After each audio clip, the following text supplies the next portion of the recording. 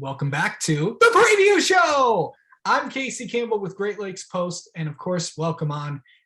You might have noticed the New Yorkers have taken over. Yes, they have. To my left, he's been on here before, Marty Zakala from ROC Sports, and Arison Trackside, one of the co-hosts there, along with Calvin LaPierre. And below, a new face to the preview show, it is Nathan Solomon from Empire Sports Media. You may have seen him on Twitter, and of course, he's been on all of the NASCAR Zoom calls lately. So Nathan makes his preview show debut. How are you guys? The New Yorkers have taken over. Yes, they have. And since we're the New Yorkers, I'll just start off with Go Bills. But I'm doing good. Thanks, Nathan. Casey. Thanks for having me on. Yeah, no problem. Doing well. Thanks for having me on as well. We're gonna get like a Go Yankees out of you, bud. Yeah, I mean, go Yankees. I can't say the same on the Bills, unfortunately. Sorry, Marty, but what are you, a Jets fan, Giants fan? I am a Jets fan, unfortunately. Well, why do you put yourself through that? Yeah. No.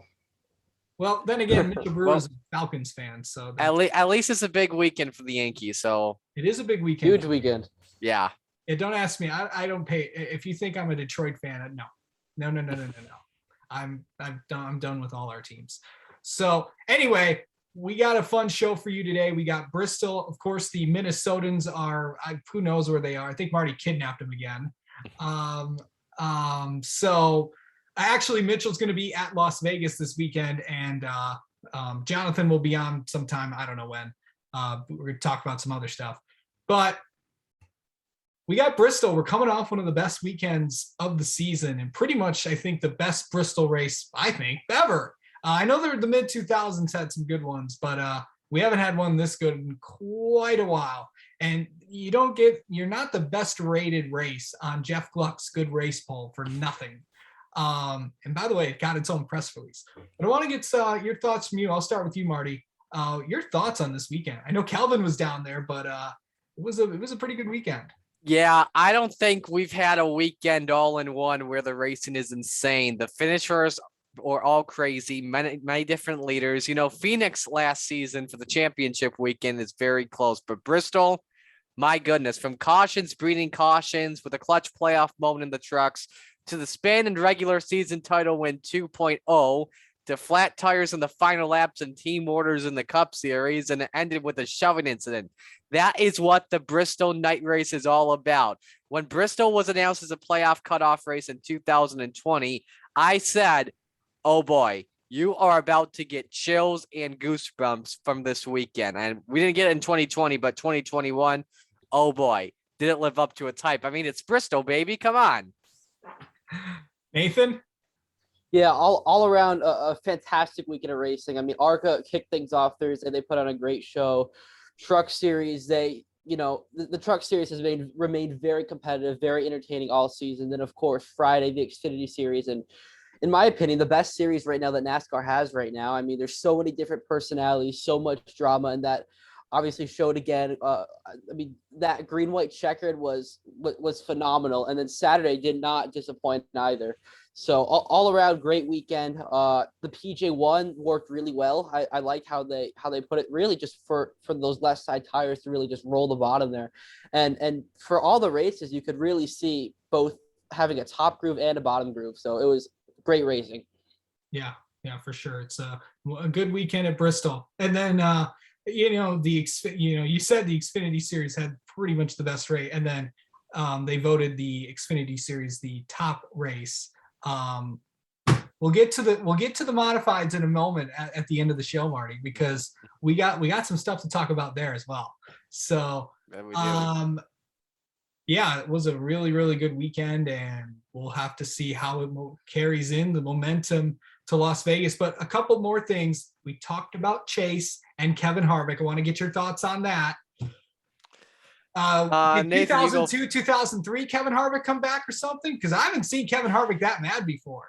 Nathan, you go first. Yeah, I'll go ahead. I mean, that was super exciting. I mean, the thing about Bristol is it's a short track, right? And so there's the infield's very small, so there's not really anywhere where you can hide. So obviously they were going at it there and discussing what happened on the track right in the middle of everything. And then reporters got involved. Jordan Bianchi was there, Nate Ryan was there, and then of course, Bianchi got pulled into it by Harvick, but we this is what we need more of in the Cup Series. This is why I love the Xfinity Series, because there's so many of these different personalities, and when you get more of these personalities into the Cup Series, and as you see, when you look at Kevin Harvick, he's not going to be around for much longer. He's getting older. He likely only has a couple more years left before he retires. So having more of those personalities will continue to make the Cup Series more interesting. So I loved it. I think that there honestly should. I wish there was more fights. I wish there was more altercations, because that's what made the Cup Series what it is today. I think we remember what Kevin Harvick said many years ago, that we need more fights. The sport was made off of fights. And well, we got in, like Nathan said, or I think it was you, Casey, that this is like 2002, 2003 Kevin Harvick when he was fighting Ricky Rudd, Joe Nemechek, Greg Biffle in his first years of the sport. I liked that. But there are a lot of fans. If you're on one side, you're going to be really against the other side, i.e. Chase fans calling Harvick a crybaby, Harvick fans calling Chase a crybaby. But it was just hard racing. And, it all started when people say that Chase forced it 3 wide, but Harvick gave Chase Elliott room when they were lapping Josh Bilicki down the back straightaway. And then I know there's a little bit of complaints that say there was team orders and Chase Elliott helping Kyle Larson get by Kevin Harvick. But number one, I didn't hear any complaints when Ross Chastain worked with Kurt Busch in Atlanta. And then if team orders shouldn't be allowed, then what's the point of like Rick Hendrick, Tony Stewart, Roger Penske, etc., owning a multi-kart team when they all want wins? I'm glad they talked after the fight privately when cooler heads were prevailing. But the part that makes me mad the most was Kevin Harvick's assistant. I don't know the name in there.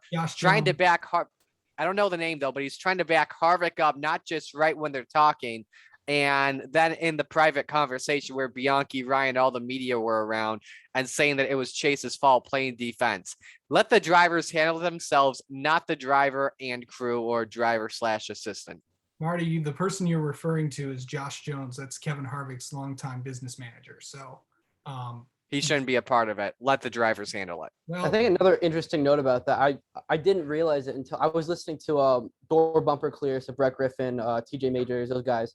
And they pointed out that towards the end of it, when Bianchi was filming the incident, a fan got involved too. He was like trying to I guess block Bianchi from filming. It wasn't Jones. It was another fan. So that kind of puts another I guess aspect into the whole thing. So with the tiny infield and everything, that's just another thing that can happen, I guess. Yeah, that's what happens when you decide to put fights out there. You're gonna have sort of those things happen. So we'll have to see what that carries over to.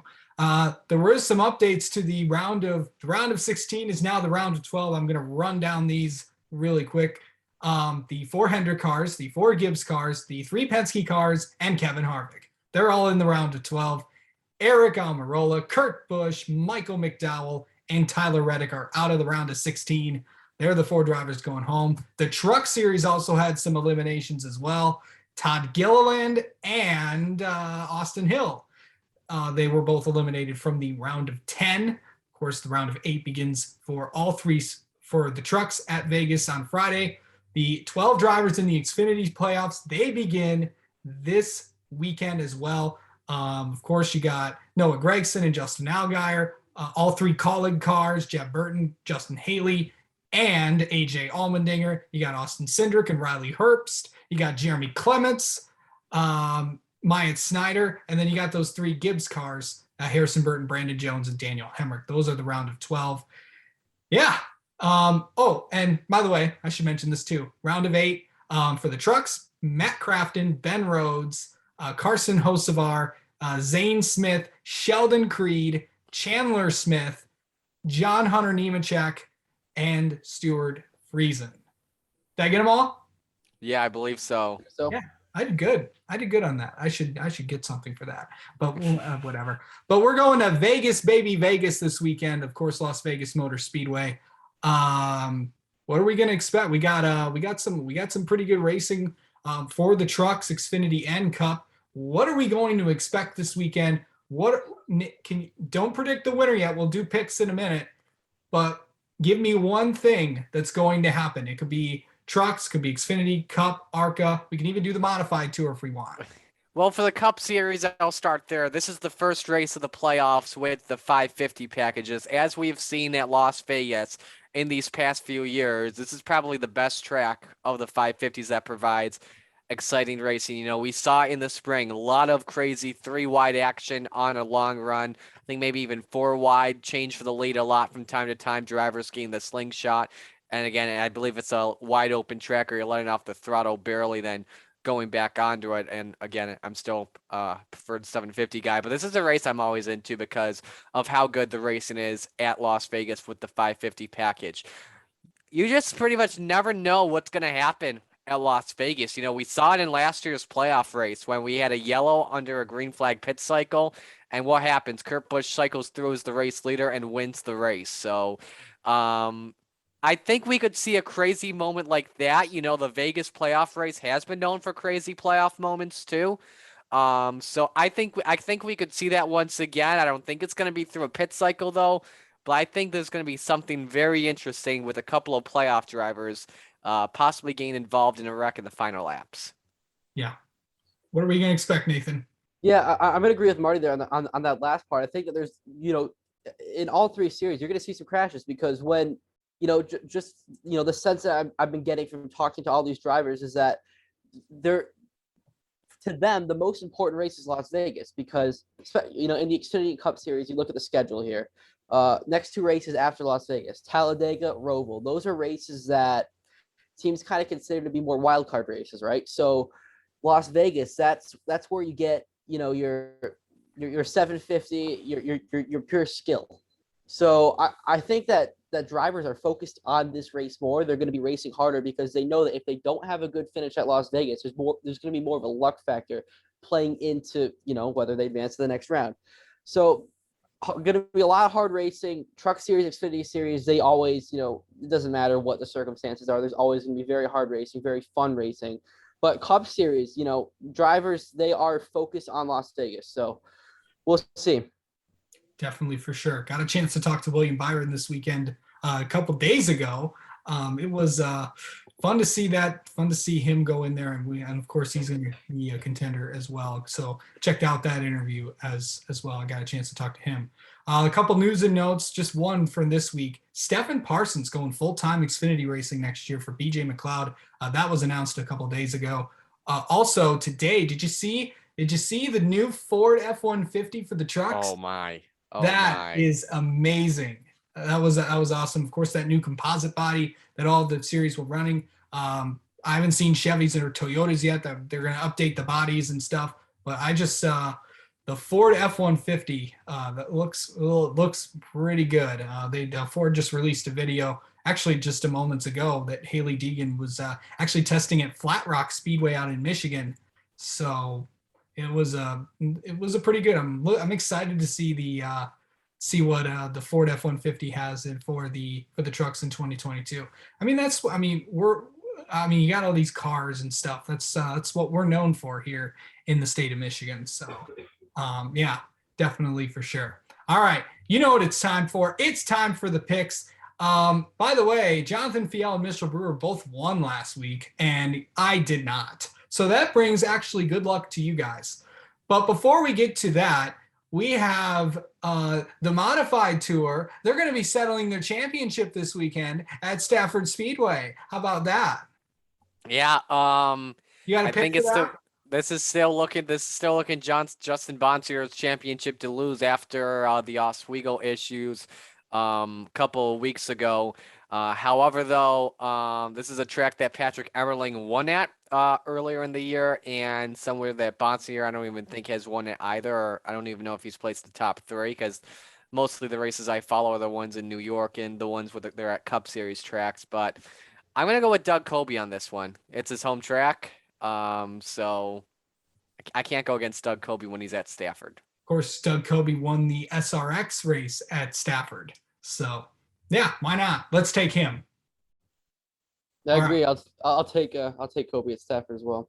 Yeah, that sounds good. Okay, I'm not sure how much you guys know, but there is a race tonight at Vegas. The ARCA West race will be on the Bull Ring at 11:30 p.m. Eastern time on Track Pass. Why? I don't know.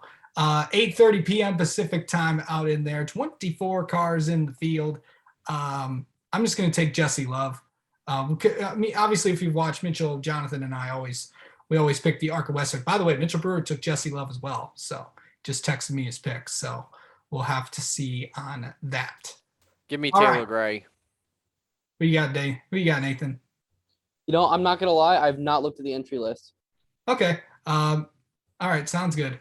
The Truck Series this weekend at Las Vegas, Friday night at 9 p.m. You know the trucks always put on a good show out there. All right, Marty, you started off. I'm going to go with a driver that may be a surprise to a bunch of you guys. He is probably been the most underrated driver of the playoffs so far, was very consistent in the round of 10. And even though he may be in the hole to begin things off in the round of 8, I wouldn't be surprised if he was up there because he finished 4th at the Las Vegas Motor Speedway back in the spring. I'm going with my good friend, Stuart Friesen. Nice. I was thinking about going with Friesen because he has been very consistent. Past couple months, he's been running really well.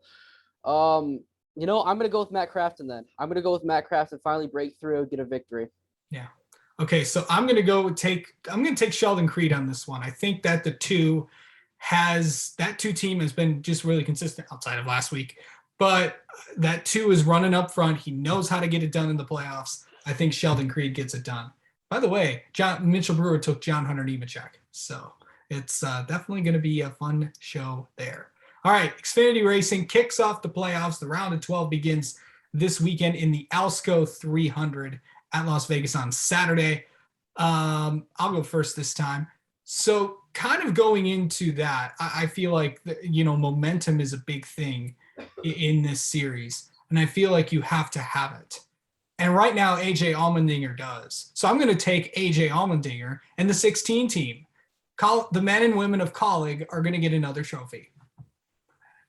I'm gonna go with Austin Cindric here. I think that his team is, they're due for another victory. I think that they're gonna have a renewed sense of urgency or of energy going into this round of 12. So I think that after everything that happened last week, Cindric's gonna win this week at Las Vegas. Good picks from both of you, but you are forgetting the guy who led the most laps at Vegas back in the spring, and I believe we are due up to see a backflip happen in 5 years. Daniel Hemrick is my pick to win. Nice. And again, none of us took Ty Gibbs, so he'll be in the 54 this week. So we'll have to see how that goes. And by the way, to watch out for Sam Mayer. He's on that 8 team is on quite a bit of a roll right now. So watch out for them. And Noah Gragson, apparently hit Las Vegas kid. Riley Herbst, another one. Going to be a good show out there. All right, the Cup race, the South Point 400 on Sunday. Nathan's going to kick us off. I'm going with Martin Truex Jr. He's just so good on all of these 1.5 mile tracks. I think that Toyotas have been running a lot better here these last couple months. They've obviously been the team to really catch up with Hendrick. So I'm going to go with Martin Truex Jr. to kick off the round of 12 with a victory. Solid. We go to Marty. Well, he's not on my top 10 on the power rankings, and I kind of messed up because I had him out after Bristol, and he actually made it in. And I'm not talking about William Byron. I'm talking about a 3-time Las Vegas winner. This could be the big underdog of the season right now, and that is Brad Keselowski. He's been very quiet this season so far. Nice. So I'm gonna go with somebody that, of course, kind of kicked off the "Hey, remember me?" Back in the spring. I'm gonna take Kyle Larson because I just think that 5 team is on a don't let that 5 team get on a roll, because I think he's gonna get it done, because it looks like Hendrick Motorsports is kind of making gains out there, because who knows? We'll have to see on that. So all 4 cars are in the round of 12, got all 4 of those Gibbs cars, and we'll have to see on that. Wow, we didn't pick we didn't pick the same guy, so that's convenient. All right, the New Yorkers have done well. We'll of course, thank you so much for tuning in and watching for this weekend in Las Vegas. Have fun out there. Next week we'll be back. I'm not sure who's going to be on the two screens next to me and below me, but we're going to preview Talladega. That's next week. I love Talladega. Trucks, Xfinity, and Cup will all be there. Of course, ARCA will be at Salem. Of course, the IndyCar Championship this weekend as well out at Long Beach. My good buddy Alex Below has a pretty good chance of getting it done. He and Pato Award are battling for the championship. Of course, that's this weekend. Our good friends at IMSA will be also racing as well. And NHRA is racing this weekend up down in Gateway. So that'll be fun. All right. Thanks, Marty. Thanks, Nathan. And we'll catch you guys next week.